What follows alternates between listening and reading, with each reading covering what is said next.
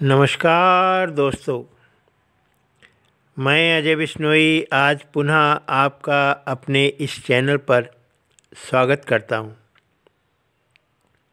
दोस्तों, आज हम आपके लिए जानकारी लेकर आए हैं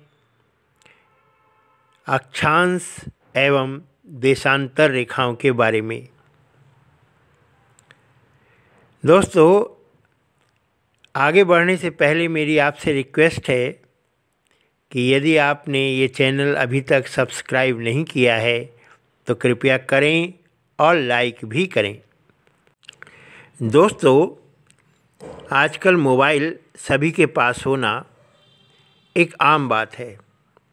मोबाइल हमारे जीवन का एक महत्वपूर्ण भाग बन चुका है। ये मोबाइल हमें अनेक असाधारण सूचनाओं से रूबरू कराता है, उपलब्ध कराता है। आप कहीं भी जा रहे हों तो मोबाइल की सहायता से आप जीपीएस का प्रयोग करके आसानी से उस स्थान तक पहुंच जाते हैं। जैसे ही आप मोबाइल में अपने गंतव्य या वांछित स्थान को भरते हैं तो मोबाइल आपको एक निश्चित रास्ता दिखा देता है। ये सब जीपीएस की सहायता से होता है और सभी लोग इसको बड़ी आसानी से कर पाते हैं। पर क्या आपने सोचा ऐसा संभव कैसे है? वास्तव में ये सब अक्षांश व देशांतर रेखाओं का कमाल है। उन्हीं के द्वारा या उन्हीं की सहायता से या उन्हीं की पहचान करके हम आसानी से कहीं भी किसी भी स्थान पर आराम से पहुंच जाते हैं। अक्षांश रेखाओं को समझने के लिए हमें पृथ्वी के मॉडल की सहायता लेनी होगी। इसे ग्लोब कहते हैं। आप ध्यान से देखेंगे तो इस ग्लोब के अंदर एक सुई ऊपर से नीचे प्रवेश करे हुए होती है। इस सुई पर ही ये ग्लोब एक झुकी अवस्था में है। ठीक इसी प्रकार हमारी पृथ्वी भी अपने अक्ष पर झुकी हुई है। ये सुई जिसके चारों ओर ये ग्लोब आसानी से घूम जाता है, ठीक इसी प्रकार हमारी पृथ्वी भी अपने अक्ष के चारों ओर घूमती है। एक काल्पनिक रेखा पृथ्वी को दो बराबर भागों में बांटती है। इस रेखा को विषुवत वृत्त कहा जाता है। पृथ्वी के उत्तर में स्थित आधे भाग को उत्तरी गोलार्ध तथा दक्षिण वाले भाग को दक्षिणी गोलार्ध कहा जाता है। पृथ्वी के ठीक ऊपर वाला बिंदु नॉर्थ पोल या उत्तरी ध्रुव कहलाता है, जबकि ठीक नीचे वाला बिंदु साउथ पोल या दक्षिणी ध्रुव कहलाता है। ध्यान रखिए कि विषुवत वृत्त पृथ्वी पर एक काल्पनिक वृत्त बनाती है एवं यह पृथ्वी पर विभिन्न स्थानों की स्थिति बताने का सबसे महत्वपूर्ण बिंदु है। विषुवत वृत्त से ध्रुवों तक स्थित सभी समानांतर वृत्तों को अक्षांश रेखाएं या समानांतर रेखाएं कहा जाता है। अक्षांशों को अंश में मापा जाता है। विषुवत वृत्त शून्य अंश अक्षांश को दर्शाती है। चूँकि विषुवत वृत्त से दोनों तरफ ध्रुवों के बीच की दूरी पृथ्वी के चारों ओर के वृत्त का 1/4 है। यह भी ध्यान रखिए कि विषुवत वृत्त के उत्तर की सभी समानांतर रेखाओं को उत्तरी अक्षांश कहा जाता है तथा विषुवत वृत्त के दक्षिणी स्थित सभी समानांतर रेखाओं को दक्षिणी अक्षांश कहा जाता है। प्रत्येक अक्षांश के मान के साथ उसकी दिशा यानी उत्तर व दक्षिण को भी लिखा जाता है। यहाँ यह भी ध्यान रखिए कि जैसे जैसे हम विषुवत वृत्त से दूर जाते हैं अक्षांशों का आकार घटता जाता है। हम इसी सहायता से जीपीएस में किसी भी स्थान को सटीक बता सकते हैं और उसकी सटीक जानकारी प्राप्त कर सकते हैं।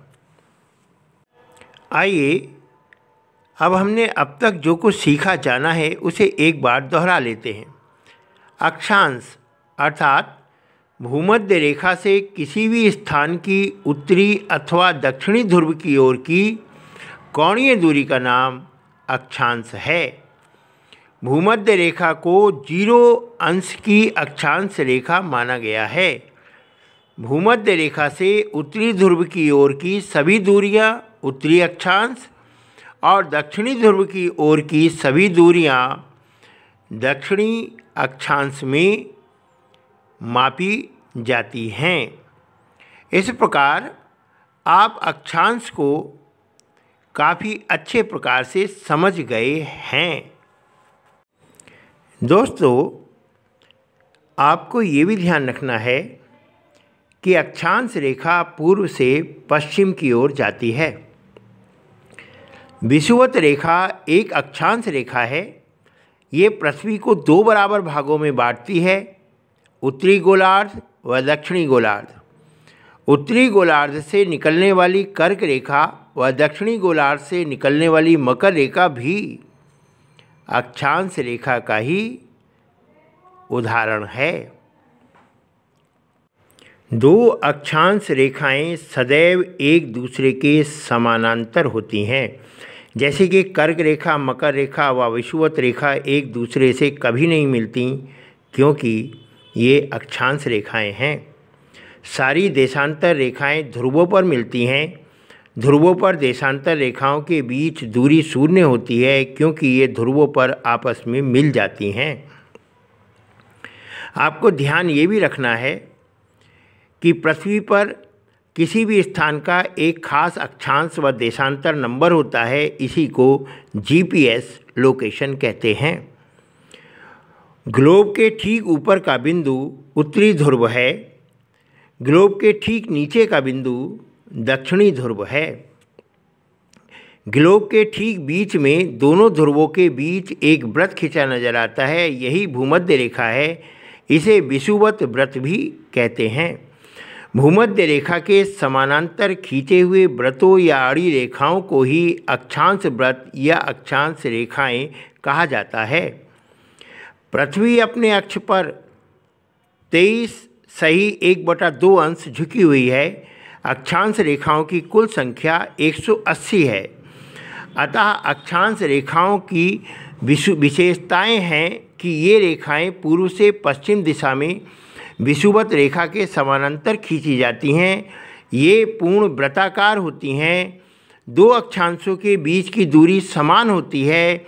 विषुवत वृत्त से ध्रुवों की ओर बढ़ने पर वृत्त छोटे होते जाते हैं। अक्षांश रेखाओं की लंबाई समान नहीं होती। दोस्तों, मेरा विश्वास है कि अब आप पूरी तरह से अक्षांश रेखाओं के बारे में जान गए होंगे। इस सभी को आप अपनी उत्तर पुस्तिकाओं में उतारकर अच्छे ढंग से इसकी तैयारी कर सकते हैं। तो दोस्तों, फिर मिलते हैं। जय माँ शारदा, जय भवानी, जय जय जय भवानी, जय हिंद।